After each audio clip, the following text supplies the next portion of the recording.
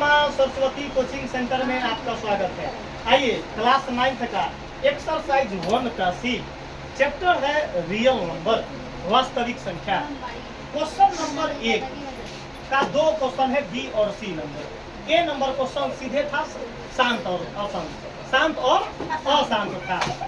चलो एक सबसे पहले थोड़ा सा झलक बताते हैं कि शांत का फॉर्म क्या होता है और अशांत का फॉर्म।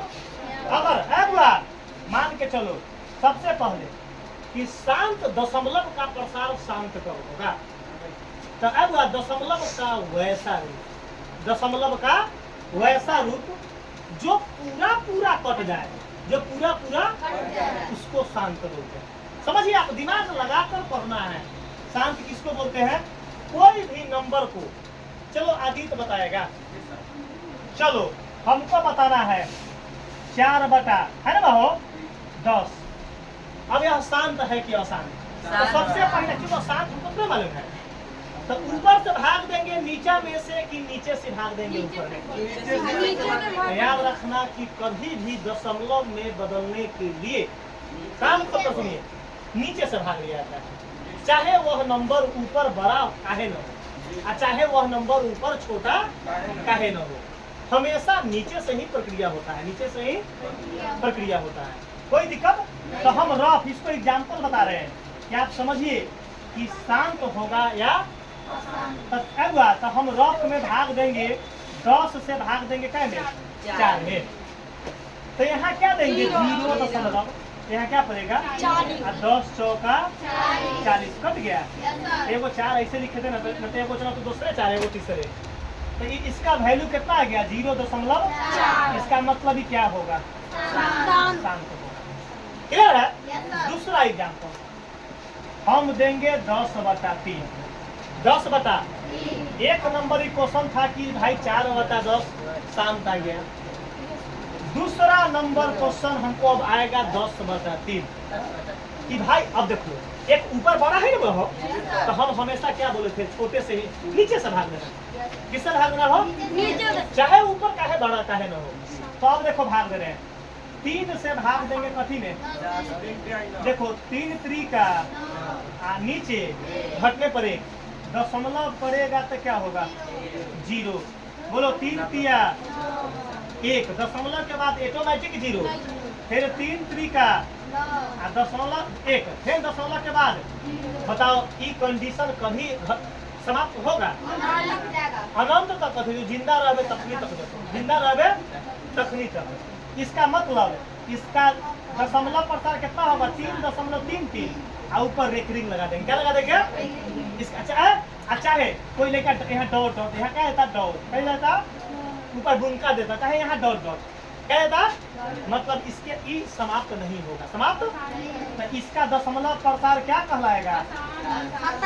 क्या कहलाएगा? अशांत। बता दो कि हम ये 2 एग्जाम्पल बताए हैं, 2 एग्जाम्पल की जो लड़का 1 नंबर क्वेश्चन अगर नहीं समझा होगा तो ये 2 एग्जाम्पल से उसका थ्योरी पूरा क्लियर हो जाएगा। पूरा थ्योरी बता दो, दिक्कत नहीं ना अब? आयुष दिक्कत है पूरा? चलिए अब इस क्वेश्चन को बनाएंगे। ए नंबर है, बी नंबर क्वेश्चन 9/60 है, वो भाग देना है।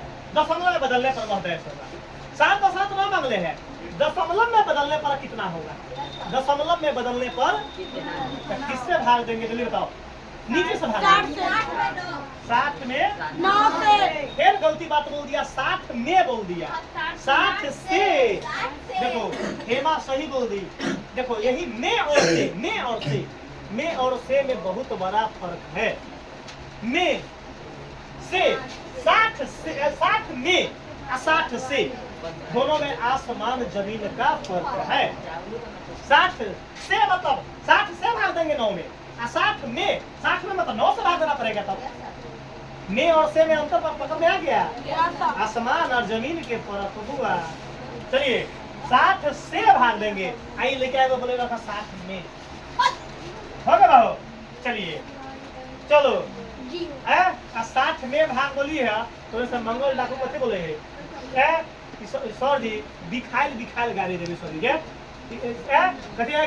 बिखाइल है ओने से मंगल डाकू कथी बोले कि अगर सर जी न सिखले ना तो सर जी के बढ़िया गाड़ी देबे अंदर से निकाल के कि कहियो सर जी सुनले ना होते वैसा नवीन चुनौगा गाड़ी देख लो।